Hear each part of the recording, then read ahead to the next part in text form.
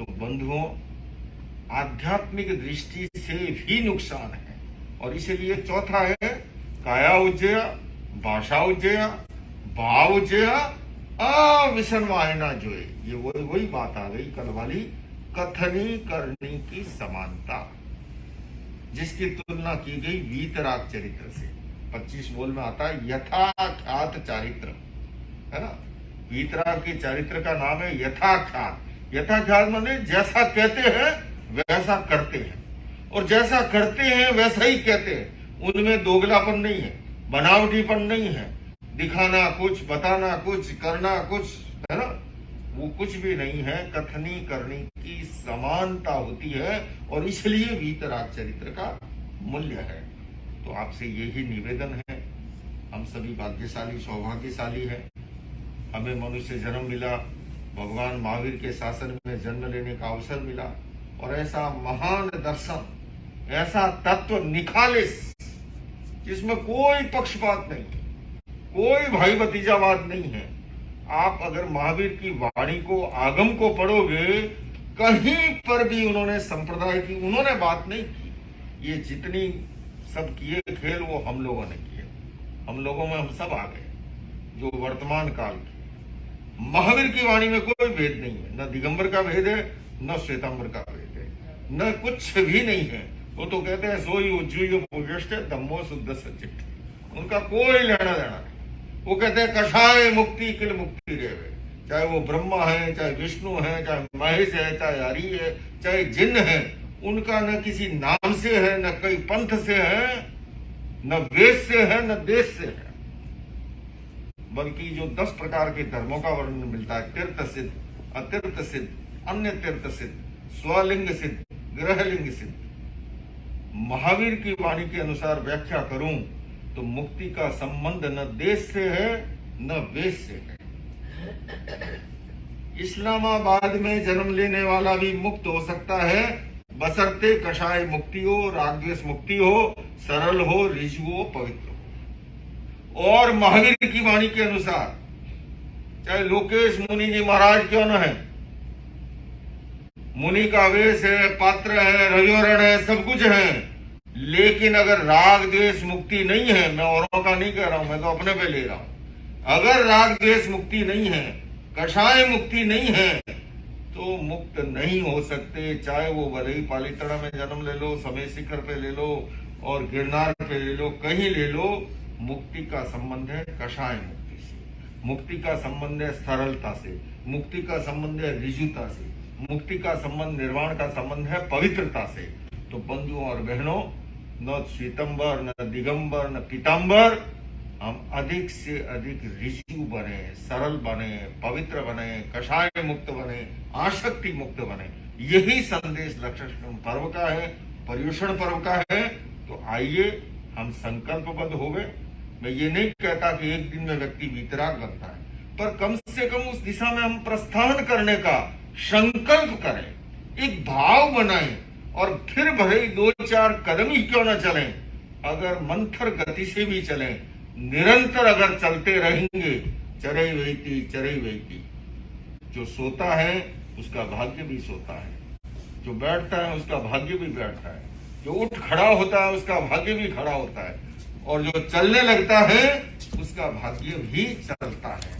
तो आइए हम सभी संकल्पबद्ध हो, और ऐसा करते हैं तो निश्चित रूप से ये 10 लक्षण पर्व मनाना, पर्युषण पर्व मनाना, संवत्सरी पर्व मनाना अधिक सार्थक होगा, हमारी अपने आध्यात्मिक जीवन के लिए भी, और हमारी मन की शांति के लिए भी, पारिवारिक सौहार्द के लिए भी, सामाजिक जीवन के लिए भी। तो मैं इन्हीं शब्दों के साथ अपनी बात को संपन्न करते हुए आपको अब आमंत्रित कर रहा हूं। आपके मन का कोई प्रश्न हो, कोई जिज्ञासा हो, निसंकोच रूप से प्रस्तुत कीजिए। यथासंभव मैं कोशिश करूंगा आपके प्रश्न को समाहित कर सकूं इन्हीं शब्दों के साथ। ओम परमात्मा।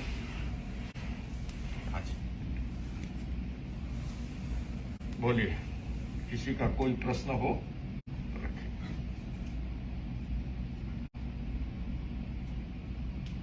हाँ, सोच रहे हैं पहले कौन करें, ये भी एक मामला है ना। एक कोई शुरू करे तो फिर तो मैं कर लूंगा, पहले देखता हूँ पहले कौन करता है। हाँ जी बोलिए। आपने कहा गुस्सा और नशा, गुस्से के बारे में how do you control that, like what आपके बारे में उसका क्या क्या प्रिंसिपल होना चाहिए उसे मैनेज करने के लिए? बड़ा बहुत अच्छा महत्वपूर्ण प्रश्न आया है आपका, और आज मैं संक्षिप्त इसकी जानकारी दूंगा, लेकिन आगामी जिस किसी दिन मुझे लगेगा उस दिन के साथ इसका तालमेल ज्यादा है, आपको अभी से सूचना दे दूं, मैं प्रयोग कराऊंगा। गुस्सा जो आदमी जो बदलता है वो प्रयोग से बदलता है। उपदेश से जानकारी मिलती है, सूचना मिलती है, ज्ञान होता है। बदलाव के लिए प्रयोग जरूरी है। और गुस्से का रामबाण औषधि जिसको कहते हैं, सर्तिया इलाज लिखा के ले लो आप हमसे। सैकड़ों उदाहरण है मेरे पास, नाम पते सहित जितनों को चाहोगे मैं डाटा उपलब्ध करा दूंगा, जो उस प्रक्रिया से गुजरते हैं प्रयोग की। और छोटी सी टेक्निक है, लंबी चौड़ी नहीं है। आपको पकड़ा के जाऊंगा, यहाँ सिखा के जाऊंगा, बता के जाऊंगा, और आप अगर उस प्रक्रिया से गुजरते हो, मैं दावे के साथ कह सकता हूं आपको कभी शिकायत नहीं होगी कि यार मुनि जी ने जो बात बताई थी वो। आपको अपना गृह मंत्रालय सर्टिफिकेट दे देगा, हाँ ये बदल गया पूरी तरह। उससे बड़ा तो सर्टिफिकेट कोई होता ही नहीं है। अगर गृह मंत्रालय ये कह दे कि नहीं अब इसको बिल्कुल ये बदल गया, तो वो पक्का एकदम सर्टिफाइड कॉफी हो गई है। मूल क्या है, गुस्से का भी एक व्हीकल है, और उसका व्हीकल है छोटा श्वास। आज भले 5 मिनट लंबा चला ले। गुस्से का ये पूरा विज्ञान है।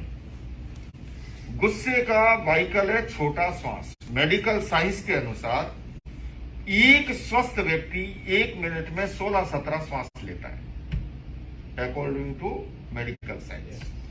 और जिस समय व्यक्ति आवेश और आवेग की स्थिति में होता है, जितना उसका टेम्परेचर ज्यादा होगा उतनी श्वास की संख्या बढ़ जाएगी।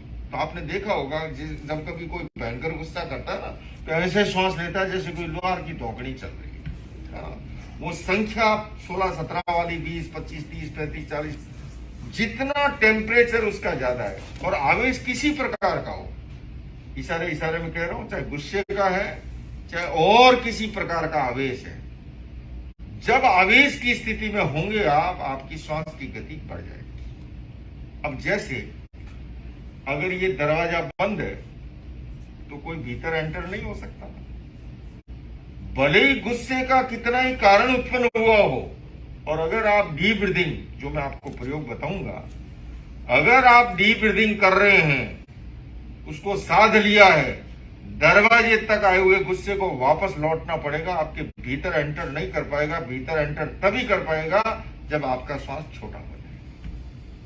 तो ये टेक्निक है, एक दिन हम करेंगे, हम बताएंगे उस प्रयोग को करके, और बहुत सरल है, जटिल प्रयोग नहीं, इतना सरल प्रयोग है। और वो जो डीप ब्रीदिंग का प्रयोग जो मैं कराऊंगा, उसको मैं कहता हूं 100 रोगों की एक दवा। ऐसे एडवर्टाइजमेंट आते हैं 100 रोगों की एक दवा होती है नहीं, पर मैं ये दावे से कह रहा हूं, डीप ब्रीदिंग एक ऐसा प्रयोग है, अनेक रोगों की एक दवा है। जिस किसी की ये शिकायत हो, मेरा मन टिकता नहीं है, दिन भर इधर उधर भटकता रहता है, बैठा तो प्रवचन में था, अभी राजकोट चला गया था, अभी वडोदरा चला गया था, उस समस्या का समाधान भी डीप ब्रीदिंग में है।